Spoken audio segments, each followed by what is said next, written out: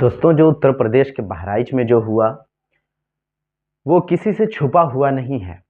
जो उत्तर प्रदेश के जो बहराइच में हुआ, उसके बाद जो हिंसा भड़की, उसके बाद जो लोगों ने पथराव किया, फिर एक गोपाल मिश्रा की जान चली गई और फिर न जाने क्या-क्या हुए।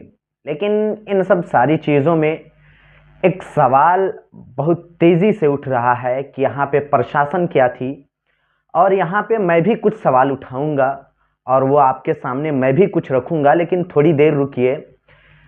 ये पहले थोड़ी देर सुप्रीम कोर्ट के ये एक वकील हैं, पहले इनकी पूरी बात सुनिए, उसके बाद मैं फिर आगे चर्चा करता हूँ। सांप्रदायिक मानसिकता से ग्रस्त और बीमार बना रहे हैं कि उनसे पूछो ये ऊपर किसने चढ़ाया था? किसी और के घर पे चढ़ के? वो कोई पाकिस्तान का झंडा थोड़ा था। अगर किसी ने तुम धार्मिक चिन्ह का सांप्रदायिक चिन्ह लगा सकते हो तो दूसरे को कैसे रोक पाओगे? और उसको चढ़ाया किसने वहां उतारने के लिए? उसको गिराना, किसी के घर पे चढ़ना और उसको इंस्टिगेट करना, तो फिर क्या? इससे साफ जाहिर है इसके पीछे प्रशासन खुद है, इसके पीछे सरकार खुद है और इसके पीछे असली आतंकवादी, असली देशद्रोही लोग वही हैं जो प्रशासन के रूप में, जिनके न्यायिक व्यवस्था, लॉ एंड ऑर्डर की जिम्मेवारी होती है और वो तमाशा देखते हैं। ये कौन सी धार्मिक यात्राएं हैं? ये तो गुंडागर्दी की यात्राएं हैं, ये देशद्रोही यात्राएं हैं, ये अमानवीय यात्राएं हैं। इनको धार्मिक यात्राएं नहीं कह सकते, चाहे वो हिंदू करे, मुसलमान करे, सिख करे, ईसाई करे। ये कोई यात्राएं नहीं है। इस देश में इन यात्राओं का भी इलाज करना पड़ेगा, जिससे हमारे देश के लोग, वो बेकसूर लोग, बेवकत कोई मारा जाता, किसी का घर जलाया जाता, किसी की दुकान जलाई जाती है, ये नॉनसेंस करने का मौका इस देश में छीनना पड़ेगा। इस तरह के ड्रामेबाजी धर्म के नाम पे जो कर रहे हैं, मैं कह रहा हूँ सांप्रदायिक लोग हैं, ये धार्मिक लोग हैं ही नहीं। ऐसे जनप्रतिनिधि जो जातिवाद या सांप्रदायिकवाद फैला के वोट लेना चाहते हैं और पार्लियामेंट या विधानसभा में जाना चाहते हैं, मैं कहता हूँ वो देश के गद्दार लोग हैं टोटली। ये बनने के लायक ही नहीं है ऐसे गधे, ना हाई को उसमें जाने के लिए विधानसभा में, ना पार्लियामेंट के। और मैं इनको हिंदू नहीं कहता, ये हिंदू नहीं है, ये वर्णवादी लोग हैं। हिंदू इनमें शामिल नहीं है, ये हिंदुओं के ठेकेदार नहीं बन सकते। ये वर्णवादी लोग हैं जो समाज के गरीब गुरबा या नासमझ समाज को शिकार बनाते हैं, उनको बहकाते हैं और सत्ता में रहने के लिए और पैसा पे काबू करने के लिए। एक आदमी, मैं नहीं समझता ऐसा आदमी सीएम के काबिल भी है। ऐसा आदमी सीएम के काबिल नहीं है। सीएम लेवल का आदमी संविधान की शपथ लेने वाला बांटने की बात ही नहीं कर सकता, वो एकता की बात करेगा। और उन घरों को तोड़ दिया जाए जिन्होंने झंडा उतारा है किसी दूसरे का, उनके घरों को तोड़ा जाए, क्योंकि मैं बुलडोजर न्याय के खिलाफ हूँ। हाँ, वरना अगर बुलडोजर न्याय ही इस देश की सुप्रीम कोर्ट भी अगर स्वीकार करती है तो सबसे पहले उनके यहाँ चला जाए, जिस उन पुलिस कर्मियों का घर तोड़ना चाहिए जिनकी सुरक्षा में कोई आदमी मारा गया। जबरदस्ती किसी के घर में घुसते हो, किसी को कमजोर समझते हो संख्या के आधार पर, ये नॉनसेंस नहीं चल सकती। मैं तो कह रहा हूँ सुप्रीम कोर्ट को कई केसेज में सो मोटो लेकर सीएम और पीएम को यहाँ बुलाना चाहिए कटघरे में, जब उनको पता चलेगा कि मैं खुदा नहीं हूँ, जब उनकी मानसिकता, इनके भूत जो सवार है ना, मैं राजा हूँ, मैं नॉन बायोलॉजिकल हूँ, कोई कहता मैं सन्यासी हूँ, मैं योगी हूँ, मैं जोगी हूँ। मैं कह रहा हूँ तुम भोगी हो, ये भोगी लोग हैं। भोगी लोग ही बकवास कर सकते हैं, योगी आदमी बकवास नहीं कर सकता। सबसे बड़ी कमी तो मैं यहाँ की मानूंगा जहाँ मैं काम करता हूँ, सुप्रीम कोर्ट की। यस, सुप्रीम कोर्ट मजबूत हो देश की और 2-4 जज मजबूत हों तो ये नहीं हो सकता, इस तरह की गुंडागर्दी नहीं कर सकता, ना कोई सीएम, ना कोई पीएम, ना कोई पुलिस अधिकारी, ना कोई कर्मचारी, ना फिर पुलिस के कंट्रोल के अंदर आके लोग।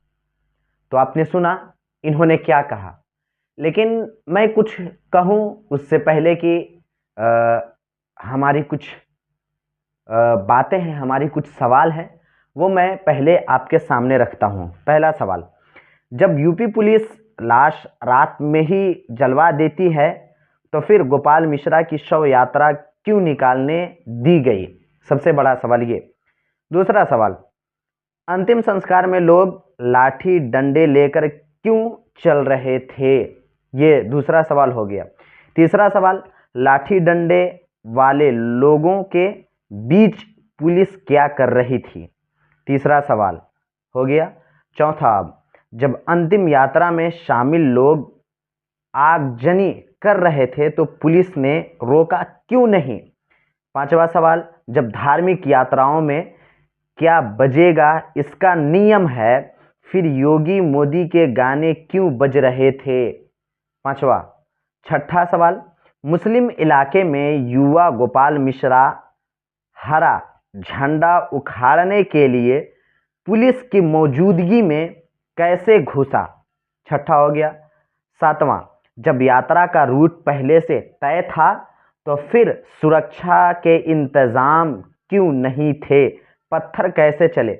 लेकिन सवाल नंबर 6, ये बहुत कुछ सवाल अपने आप में ये खड़ा कर रहा है, जो कि ये है कि मुस्लिम इलाके में युवा गोपाल मिश्रा हरा झंडा उखाड़ने क्यों चला गया, और जब गोपाल मिश्रा हरा झंडा आखिर क्यों उखाड़ने गया, और जब वो हरा झंडा उखाड़ने गया, वहां पर पहुंचा, इतनी देर तक प्रशासन कहाँ थी इतनी देर तक, प्रशासन कहाँ थी। अगर जे एक थोड़ा सा समझे भी कि चलिए 1 मिनट के लिए अगर जे नजरें चुरा करके अगर जे वो चला भी जाता है कोई बंदा, लेकिन जब पूरे आगे की रेलिंग टूट जाती है तब तक, और जब नारेबाजी होती है उसके बाद वहां के जो झंडा होता है उसको निकाल करके भगवा झंडा लगाया जाता है, तो इतने टाइम तक प्रशासन कहाँ थी।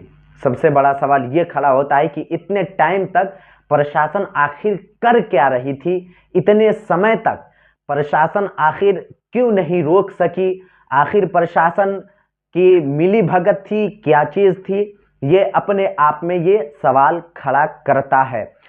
अब ऐसे में अब सवाल ये उठ रहा है कि ऐसे कितने धर्म के नाम पे कितने लोगों की जानें जाएंगी, ये कुछ कहा नहीं जा सकता। इसलिए कि जिस वक्त हम और आप गुजर रहे हैं, ये धर्म को अपने सत्ता हासिल करने के लिए, अपनी कुर्सी को बचाने के लिए धर्म इस्तेमाल किया जा रहा है। धर्म का नाम इस्तेमाल करके अपनी कुर्सी को बचाने की हर मुमकिन कोशिश की जाती है। ये कोशिश रहती है कि किसी को बदनाम करो, किसी को गालियां दो, डीजे पे किसी के गालियां का गाना बजाओ, उसके बाद जब उनकी भावनाएं आहत होगी तो फिर वो उधर से कुछ ना कुछ कार्रवाई करेंगे, तो फिर जब वो कार्रवाई करेंगे तो फिर इधर से फिर हिंसा भड़कने की फिर पूरी तरीके से फिर हिंसा भड़काई जाएगी। ये एक सोची समझी साजिश है, लेकिन इसमें जलता कौन है? वो गरीब का बेटा। जलता कौन है? वो गरीब इंसान। मरता कौन है? गरीब मजदूर जो दिन का 200, 300, 500 दिहाड़ी कमाता है, वो मरता है। इसमें इसका शिकार कोई अमित शाह का बेटा नहीं होता, कोई उद्योगपति का बेटा नहीं होता, IAS IPS का बेटा नहीं होता। इससे पता ये चलता है कि सिर्फ और सिर्फ धर्म के नाम पे राजनीति की जाती है, तो वो गरीब लोगों को इसमें जलाया जाता है। इसका शिकार गरीब लोग होते हैं और इसको समझना होगा बहुत गंभीरता से।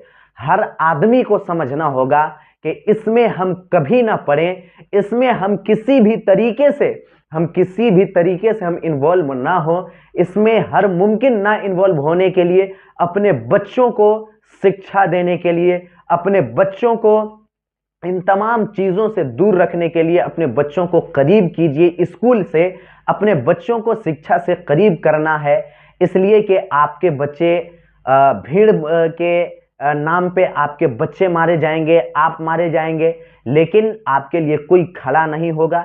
इसलिए रहते समय आपको ये समझना होगा कि हमें क्या चीज़ करना है, क्या चीज़ नहीं करना है। चाहे वो कोई भी धर्म, कोई भी मजहब का मानने वाला हो, ये सब के लिए है कि सबसे पहले आपको अपने आप के ऊपर तालीम पे जोर देनी होगी। अपने बच्चों को तालीम पे ज़्यादा से ज़्यादा जोर देना होगा, ताकि अपने आप को, अपने बच्चों को उस भीड़ की आग से हम खुद को बचा सकें, खुद के बच्चों को बचा सकें, उनकी जान की रक्षा कर सकें। अगर जो हम नहीं करेंगे ये चीज़ें, तो कहीं ना कहीं अपने मुल्क के लिए हमारे बच्चे खतरा बनेंगे। हमारे बच्चे आने वाले समय में मुल्क व मिल्लत के लिए खतरा बनेंगे। इन तमाम सवालों पे आप क्या कहना चाहते हैं?